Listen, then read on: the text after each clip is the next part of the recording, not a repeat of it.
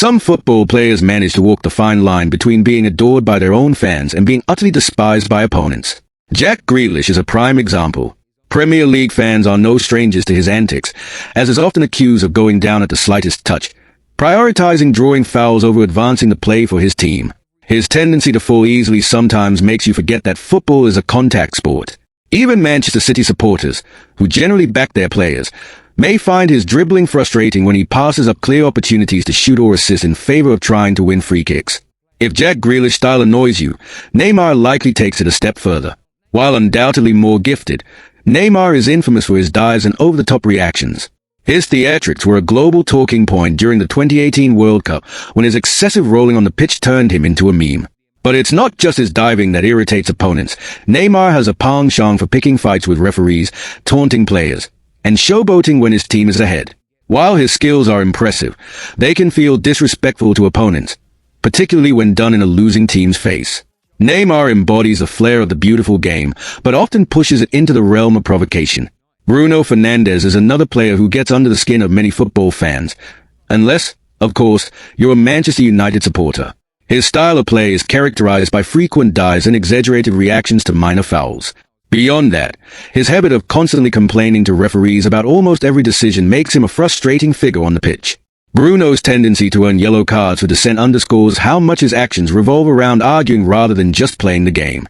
And then there's Luis Suarez, a name synonymous with controversy. Suarez has done it all: diving, incessant whining, and, most infamously, biting opponents. His unpredictability on the field makes him an irritant for players and fans alike.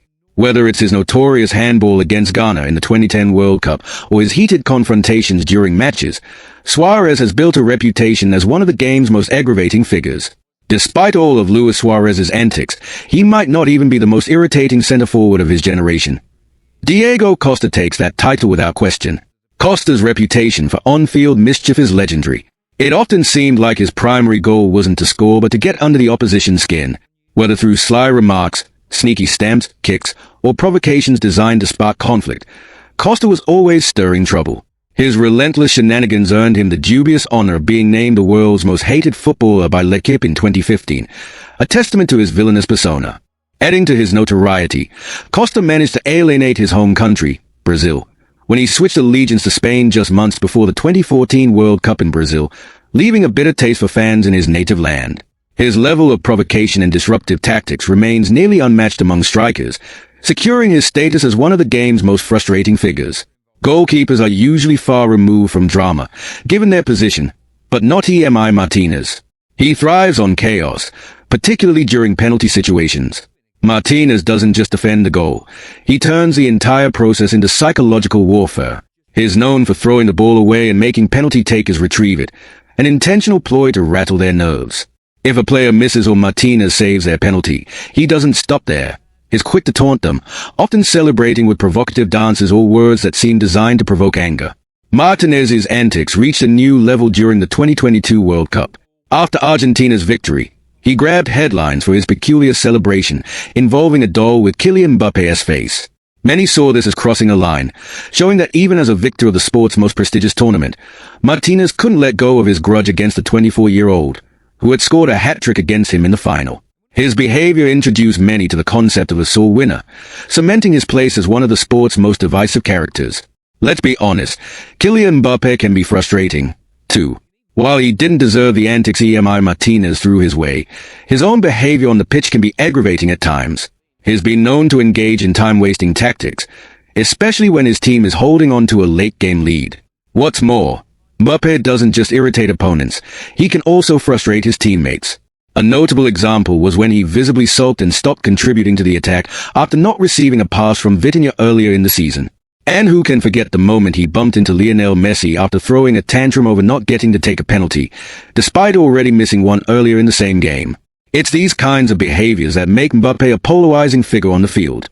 Defenders, however, might just take the crown for being the most annoying players, as their role often demands it.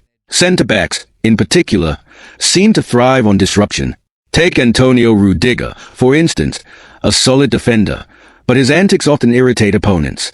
Whether it's his provocative comments or his exaggerated movements, like his infamous hopping runs, Rudiger's style isn't for everyone. Many fans found it poetic justice when his antics backfired during Germany's World Cup game against Japan.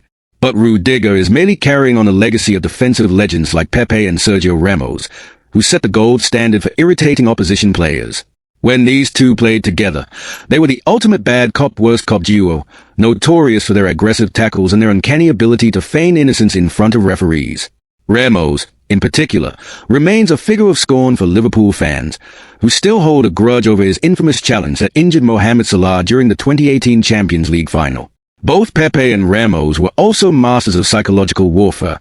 Who could forget Pepe kicking a player who was already on the ground, or Ramos' sly move pretending to hand the ball to Lionel Messi only to throw it at him instead?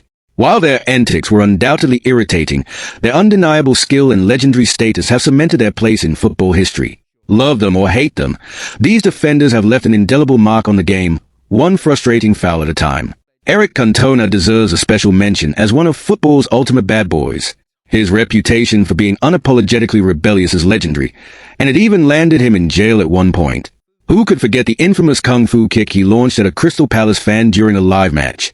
Even decades later, Cantona showed no remorse for the incident, boldly claiming that if given the chance, he'd deliver an even harder kick.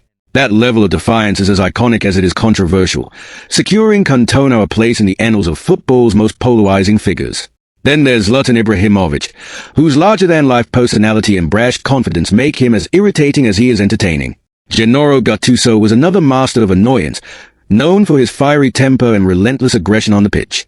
Andrew Robertson and Richarlison are modern players who've earned their share of criticism for their provocations, while Thomas Muller's unique mix of wit and pesky playstyle has certainly ruffled some feathers, just ask Barcelona fans.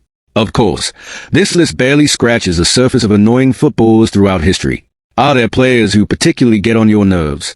Share your thoughts in the comments and let us know why they make your list. If you enjoyed this content, don't forget to give it a thumbs up and subscribe to stay updated on new videos. Hit the notification bell so you never miss a post. See you in the next one. Bye for now.